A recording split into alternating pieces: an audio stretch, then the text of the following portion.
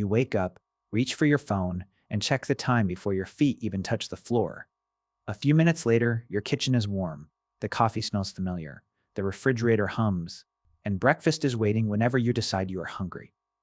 By noon, lunch appears. By evening, dinner finishes, the pattern 3 meals every day. It feels almost biological. But if you drop that schedule into most of human prehistory, your ancestors would probably stare at you like you had invented a religion around sandwiches. Because here is the first surprise. Ancient humans did not universally eat 3 meals a day. For most of your species' existence, there was no breakfast at 8, lunch at noon, and dinner at 6. There was food when food existed, hunger when it did not, and a body built to survive the gap. So the question is simple. If 3 meals a day is not some prehistoric human instinct, why did people begin organizing food into regular meals at all? And how did 3 become the number that now feels completely normal? Start before farms, before cities, before anyone had a pantry. If you were one of your hunter-gatherer ancestors, eating was tied to finding. You did not open a cupboard.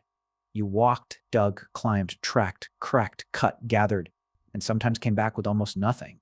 That changes what a meal even means.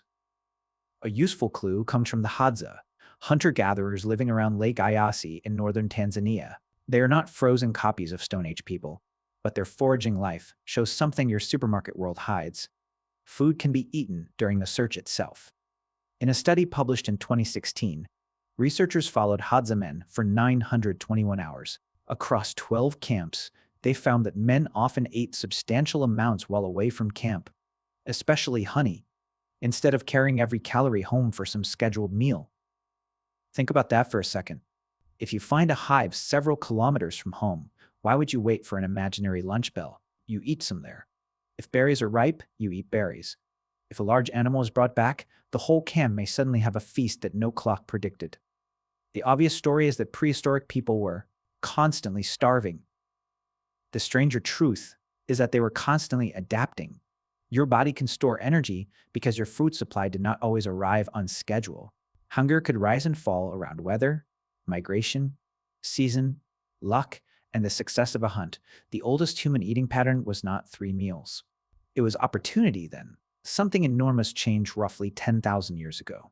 You began planting calories into the ground. Agriculture did not instantly create breakfast, lunch, and dinner. What it created was predictability. Grain could be harvested, dried, stored, ground, baked, and rationed. Suddenly, yesterday's work could become tomorrow's food. That sounds simple. It was revolutionary. In ancient Egypt, ordinary diets depended heavily on bread and beer, made from grains such as emmer, wheat. At Deir el-Medina, the village of royal tomb workers near Thebes during Egypt's New Kingdom, surviving administrative texts record food and grain being distributed to the workforce. That changes everything. Once food can be stored, meals stop being controlled only by hunger. They can be controlled by work. You wake when there is light. You eat before labor, during a break, after labor, or whenever your household can spare the fuel and time to cook. Regular meals become possible because regular work becomes possible. But possible does not mean universal. A farmer harvesting wheat under an Egyptian sun, a shepherd walking with animals, a soldier on campaign, and a palace official sitting near a kitchen could all live in the same civilization and eat on completely different rhythms. Your meal schedule is becoming social, not biological. Now jump to Rome, where the story gets wonderfully confusing. If you lived in the Roman world, you could recognize 3 named eating moments: Ientaculum in the morning, Prandium around the middle of the day, and Cena later on. That sounds exactly like breakfast, lunch, and dinner. Case closed. Right? Not even close. The morning Ientaculum could be extremely small, bread, perhaps cheese, fruit, or something left over. Prandium was often light too. The real gravitational center of the day was Cena, and even its timing changed over Roman history. In the early Roman Republic, Cena could fall closer to midday.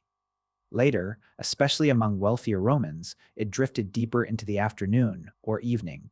In other words, Rome had 3 meal names without necessarily having 3 equally important meals. That distinction matters. For a wealthy Roman, Cena could stretch into a social performance with guests, wine, multiple courses, and servants.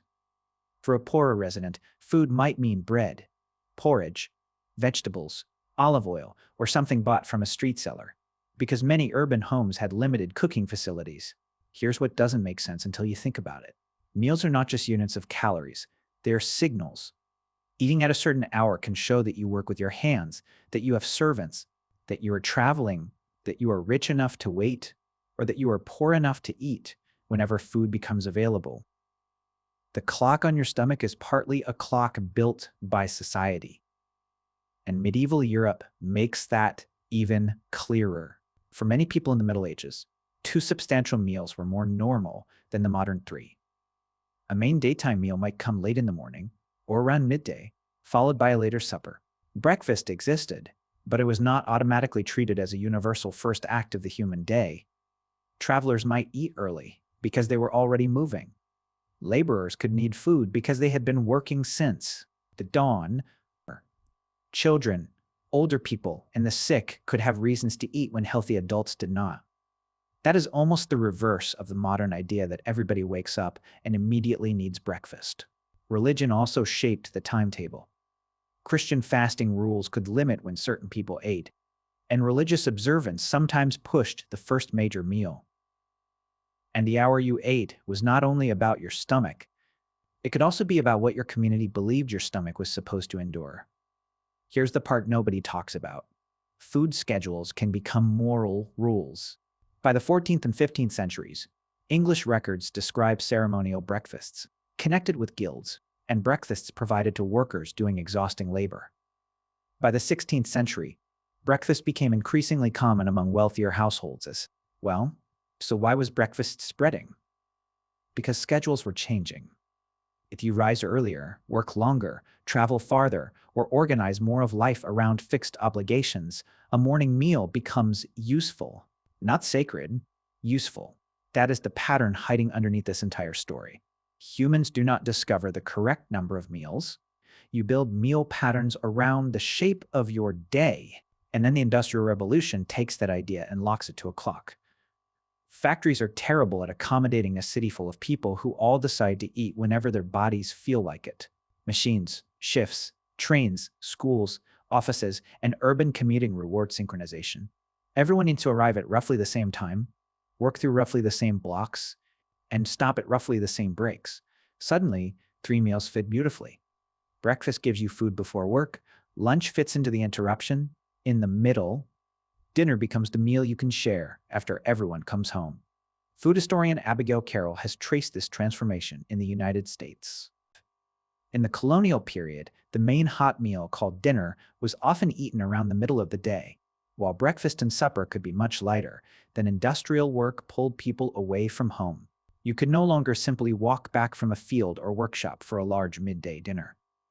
The shared meal drifted later, toward evening, and the empty space in the middle of the workday increasingly became lunch. Even the names moved. That is how deeply work reshaped hunger. By the 19th and 20th centuries, schools, factories, military routines, office hours, advertising, packaged food, and household schedules kept reinforcing the pattern. Breakfast cereals became products, lunch pails became ordinary. Dinner became the family ritual waiting at the end of the workday. 3 meals stopped looking like one cultural solution. They started looking like human nature. But your biology never signed that contract. Here's the part that should make your entire day feel slightly strange. Your hunger is real. Your need for energy is real. But the idea that hunger must be answered at 3 culturally approved moments is something humans built. Your distant ancestors were flexible because they had to be. A successful hunt could mean abundance. A failed one could mean waiting. Farming made food storable. Cities made eating social. Religion made it moral. Class made it symbolic. Industry made it punctual. And once clocks entered the kitchen, punctuality won. That does not mean 3 meals are bad. It does not mean 2 meals are better, or that you should copy a hunter-gatherer tomorrow morning and disappear into the woods looking for honey. It means something more interesting. You are looking at a daily ritual so familiar that it feels invisible, yet hidden inside it are thousands of years of human adaptation. Think about the chain. Foraging gave your ancestors uncertainty, and they answered with flexibility. Farming gave them stored grain, and they answered with routine. Cities gave them class and crowded work, and they answered with different meals for different lives. Religion gave them rules, and they answered with fasting and feast days. Factories gave them clocks, and they answered with breakfast, lunch, and dinner, lined up like 3 appointments. The miracle is not that humans found the perfect eating schedule. The miracle is that you can change the schedule at all. You inherited a body capable of walking through scarcity, feasting during abundance, storing energy, sharing food, delaying food, and turning eating into something far larger than fuel. A meal can become a family meeting, a celebration, a prayer, a business deal, a date, a memory. That is what your ancestors really invented, not 3 meals, meaning around food. And tomorrow morning, when your phone lights up beside the bed, when the refrigerator hums and the smell of coffee drifts across the kitchen, you may still sit down to breakfast at exactly the same time you always do. Just remember what the clock is actually telling you. Your hunger is ancient. Your 3 meal day is one of civilization's newest habits.